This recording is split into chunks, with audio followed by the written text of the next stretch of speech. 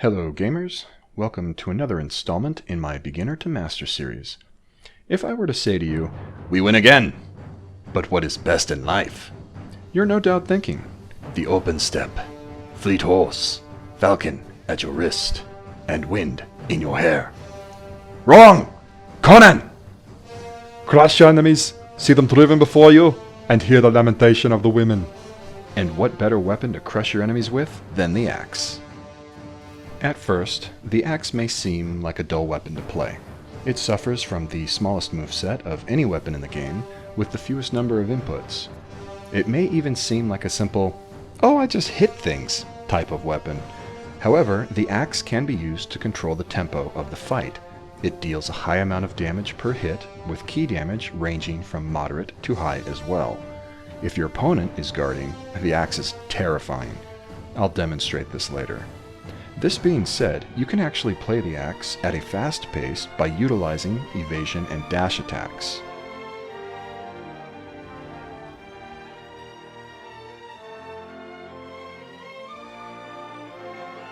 The axe also has a secret, unique mechanic.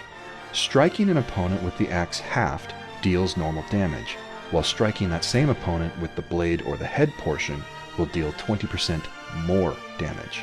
So don't sleep on this weapon. To illustrate the depth of play with the axe, this video is going to be a little longer due to the tech it utilizes. For now, let's get into the basic moveset. Starting in low stance, the axe has a simple combo with 4 inputs for a total of 4 hits. The first attack in low stance is the only attack axe has that will rebound off of guarding opponents. I'll show you how to deal with this in a minute. The strong attack chain is a simple 2 inputs for 2 hits. Both of these combo chains benefit from using an evasion attack, allowing for quick repositioning and combo potential. Again, we have mid stance with our standard combo of 3 inputs for a total of 3 hits. The strong attack chain is also 3 inputs for 3 hits. Using an evasion attack by using 2 strong attacks actually speeds up the first 2 hits of this chain, as you can see here.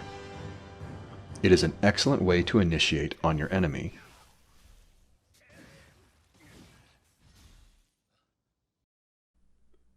Finally, in high stance, we can heavily punish our opponents with 2 inputs for 2 hits. The high stance strong combo chain is simply a single input for 2 hits, and can break yokai horns pretty reliably.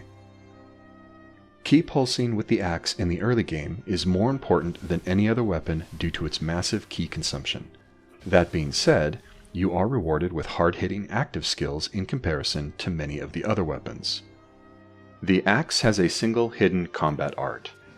Spirit Storm, a parry-type skill that is trash compared to what it replaces. It cannot be used against yokai opponents, which is unfortunate, and the recovery is simply too long for what it doesn't really do well to begin with.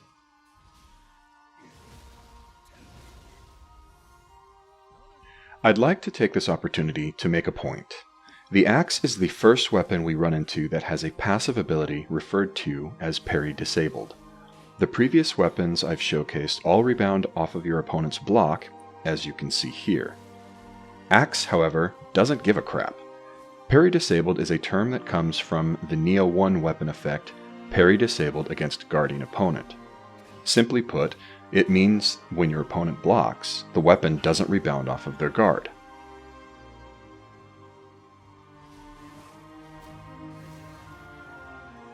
Oh, you're blocking? That's cute.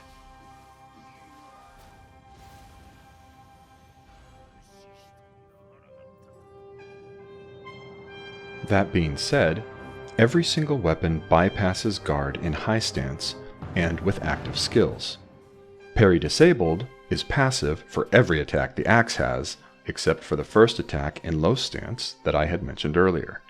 This can be bypassed by using an evasion attack in low stance like this.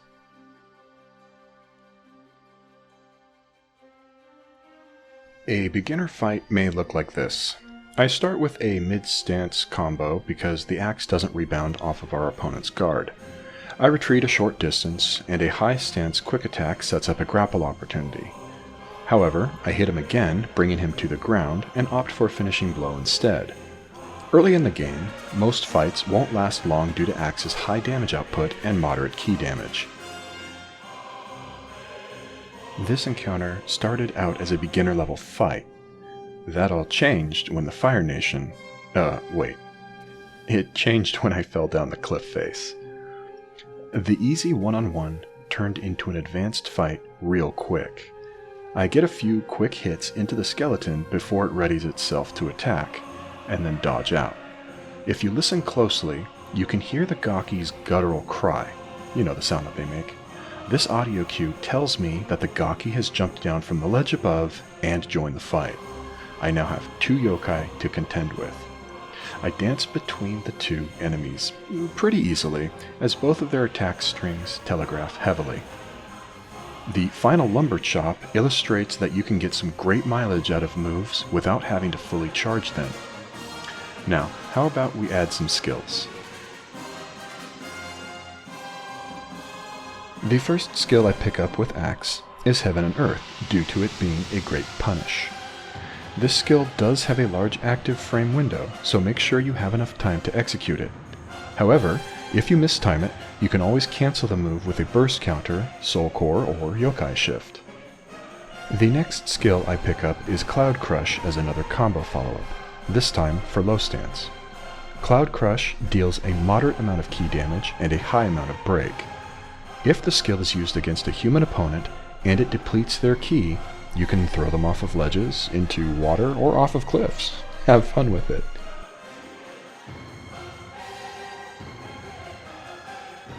I pick up Earth Carver as an excellent zoning tool. Then Mad Spinner as another active skill. Finally, I pick up Roar, which gives me access to Southpaw for another combo follow-up.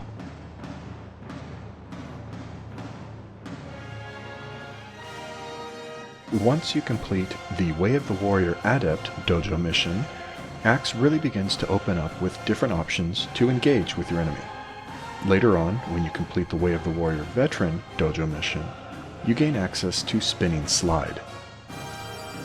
Spinning Slide is an interesting evasion type parry that increases the damage and reduces the time it takes to charge your next Hold Triangle active skill. However, this has a small window, so you must use it immediately after a successful Spinning Slide. While this passive skill can only be activated from mid-stance, pre-switching to high stance or low stance during the slide animation will still augment the Hold Triangle skill for the respective stance. Remember, Spinning Slide always moves you to your left a short distance, so take care which attack you choose to evade. Otherwise, you may end up finding yourself getting stuffed by your opponent's next attack.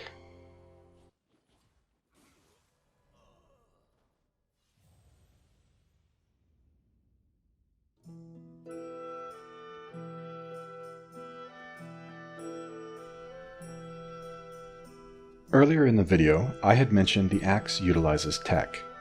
There are 2 types of tech the Axe uses specifically, and here is where they come into play. I will give examples for each. First up, let's talk about pre-stance switching. Pre-stance switching refers to switching stance before the ki pulse begins, usually before an attack or active skill has finished executing. This will be a requirement for the advanced weapons like Switchglaive and Fists, so it's better to get familiar with it now. Here's what my Axe skill setup looks like. In mid-stance and low stance are what we are paying attention to. As you can see, in mid-stance, I have opted to use High Kick as my quick attack follow-up. You will notice that it can only be used in mid and low stance. However, Axe, unlike most of the other weapons, has a special hidden ability accessed through pre-stance switching tech. If I start an attack in low stance and pre-switch to mid stance, I can end my combo with High Kick into Tidebreaker. I can then use the Ki Pulse window to flex back to low stance and access Cloud Crush. This has a devastating effect on human opponents. Sometimes I opt to place southpaw into low stance, or vice versa, switching the follow-up skill with mid stance since high kick can be used in both. This allows me to use either follow-up from mid or low stance as I please, which gives Axe some much needed variety. Now, I understand I just threw a lot of information your way, so allow me to demonstrate.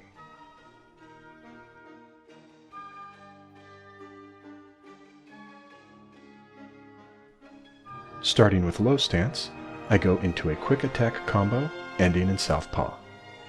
Continuing in low stance, I now end my combo with high kick into tidebreaker. Here is mid stance switching to low to access southpaw.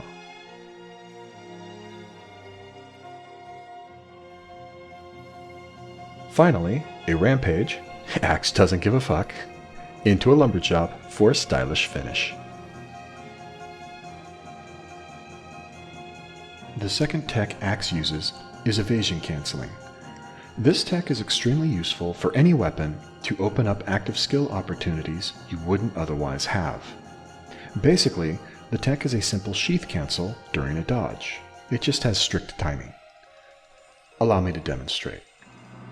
First, I will show you the evasion speed by spamming the dodge button. Then again with a more precise timing. And finally, the speed difference with the actual evasion cancel technique. The best way to practice this is in mid stance. As you can see, if you dodge twice while in mid stance, you'll get an evasion followed by an evasion roll. However, when executed properly, the evasion roll will never come out and you'll be able to rapidly traverse large distances in a short period of time. This is how you know you are evasion canceling correctly. Additionally, Last to Load, or Sacred Force on Twitch, has a great video outlining much of the tech that I used during this video. I'll link that video in the description below. For my final fight, here is a multi-yokai fight utilizing evasion canceling to engage my opponents. During this fight, pay attention to the controller overlay and see if you can catch when I employ the tech I just discussed.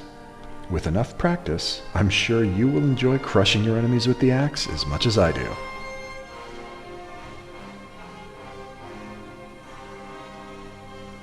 I do not stream on Twitch as often as I would like, since my schedule has been rather erratic for the past few months.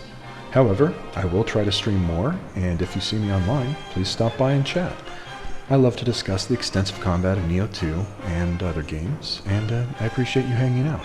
I have been Brilliant Suns Gaming. Until next time, and as always, keep practicing.